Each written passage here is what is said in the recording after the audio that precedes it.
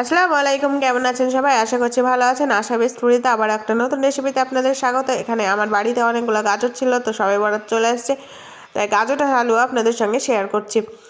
প্রথমে আমি গাজরটাকে ধুয়ে গ্রেট করে নিয়েছি। গ্রেট করে এখানে চলে এসেছে একটা কড়াইয়ে আমি ঘি দিয়ে দিয়েছি।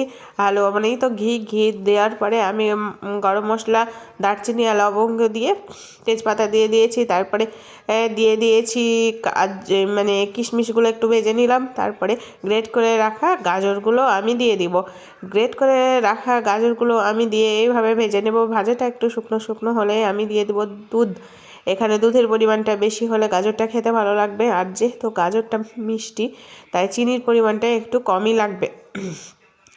চিনির পরিমাণটা একটু কম লাগবে, তাই চিনিটা দিয়েই শুকনো শুকনো হলে এবার আমি নামিয়ে নেবো। তো আজকের গাজরের হালুয়াটা কেমন লাগলো অবশ্যই আমাকে কমেন্ট করে জানাবেন। আর আসছে শবে বরাতে অবশ্যই আপনারা এই রেসিপিটা বাড়িতে ট্রাই করে দেখবেন, আশা করছি ভালো লাগবে।